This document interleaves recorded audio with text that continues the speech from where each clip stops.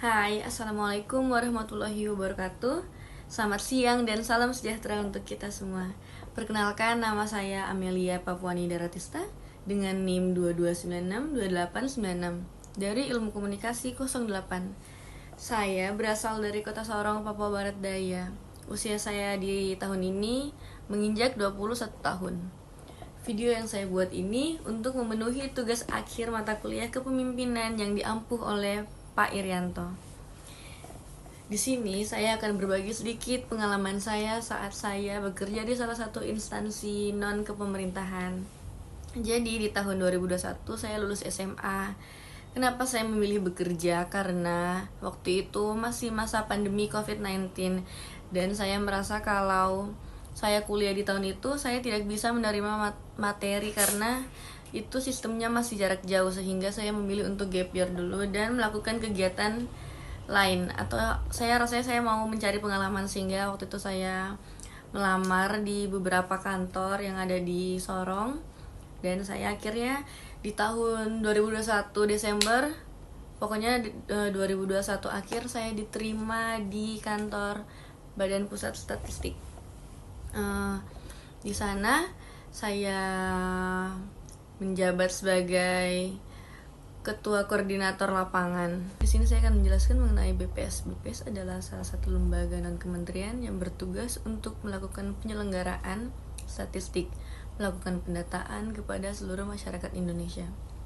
Mungkin kalau kalian belum tahu mengenai BPS, saya mungkin bisa jelaskan secara singkat. Jadi BPS itu salah satu lembaga non-kementerian dengan tugas menangani masalah mengenai survei seperti Susenas atau Survei Sosial Ekonomi Nasional, WODES atau Survei Potensi Desa, terus ada juga sensus penduduk dan lain-lain.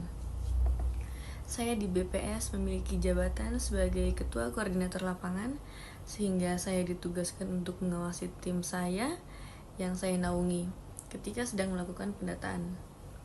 Saya waktu itu ditugaskan di beberapa tempat di Papua, sehingga tugas dan tanggung jawab saya rasa sangat besar karena saya juga diamanahkan untuk memegang uang transport yang dikasih dari instansi tersebut. Yang saya lakukan sebagai ketua koordinator saat sedang turun lapangan adalah saya selalu pastikan tim saya lengkap dan siap untuk melakukan tanggung jawab mereka. Saya juga selalu komunikasikan setiap kegiatan awal yang akan dilakukan. Setelah itu yang saya lakukan juga selalu ngecek setiap harinya selama di lapangan untuk memastikan data yang diterima itu valid dari masyarakat atau tidak. Intinya harus berjalan sesuai dengan yang telah diberikan oleh kantor, karena amanah yang diberikan saat saya masih bekerja di BPS adalah tanggung jawab yang besar karena data tersebut akan berguna untuk pemerintah dan juga masyarakat itu sendiri. Saat saya jadi ketua koordinator, yang saya harus terapkan dalam diri saya adalah sikap percaya diri. Walaupun saya di kantor tersebut yang paling muda, saya adalah anggota yang paling muda dan di dalam tim juga demikian, tetapi saya harus percaya bahwa saya mampu memimpin di setiap kegiatan yang akan dilaksanakan. Saya selalu meriset dulu tempat yang akan saya analisis, masyarakatnya, sehingga saat saya ke tempat mereka, saya sudah tahu betul dan dapat memastikan tempat tinggal yang layak untuk tim saya. Yang terakhir, saya selalu sempatkan di setiap hari ketika sedang di lapangan untuk ngobrol mengenai masalah apa yang terjadi saat itu atau keluhan dari tim saya.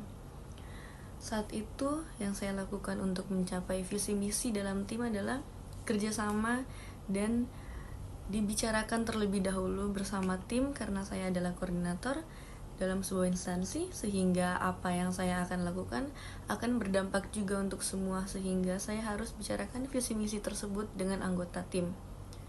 Dan visi misi tersebut juga nyaman dengan tim saya ketika bekerja.